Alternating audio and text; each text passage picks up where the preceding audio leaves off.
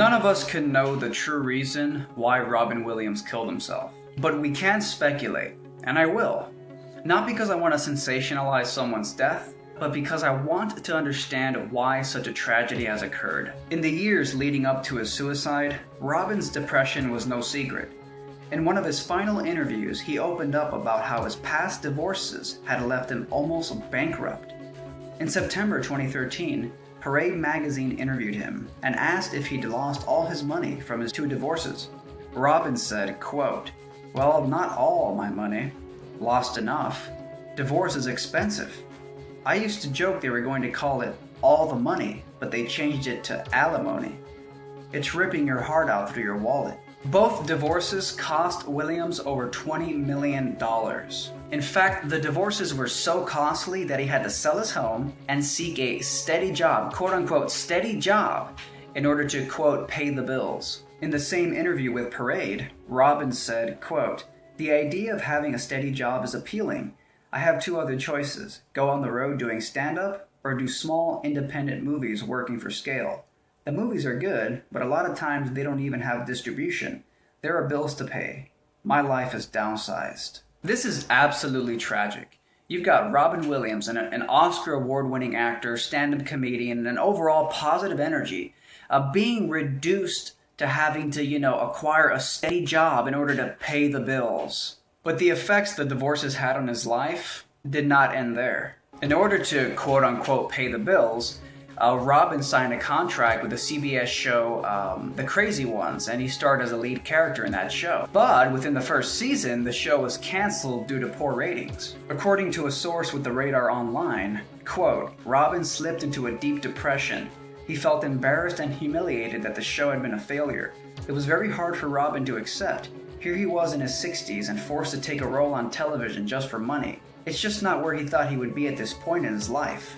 Now look, we can only speculate about the true reasons for why he committed suicide, but you don't have to be psychic to know that he was deeply saddened and conflicted by the state of his life at the age of 63. An actor of such prestige, such influence, such adoration and respect from millions around the world, yet so bankrupted that he had to sell his home and seek a, quote, steady job on a TV show just to, quote, pay the bills. It seemed he wasn't even acting anymore for the love, but instead just to survive, to quote unquote pay the bill.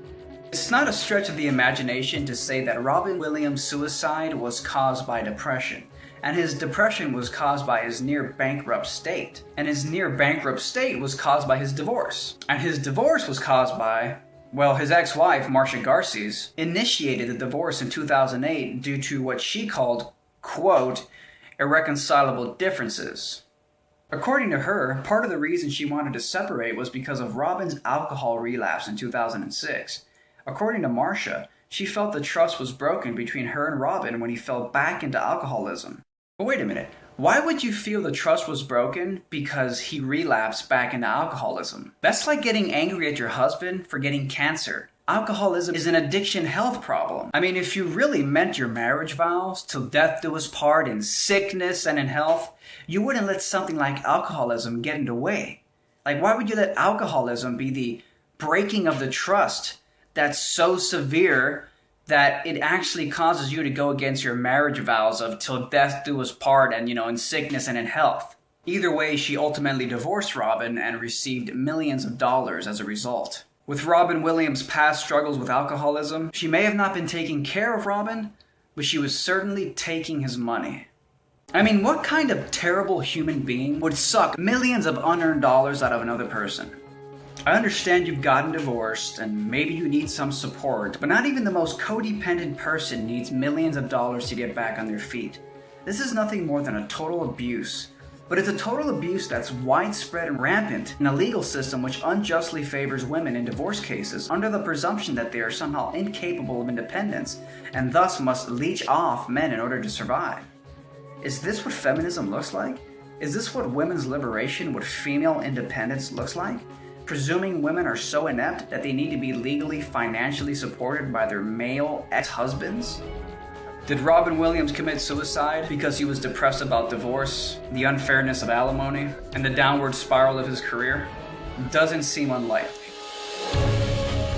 Did you know Every week I release videos and content that you never see.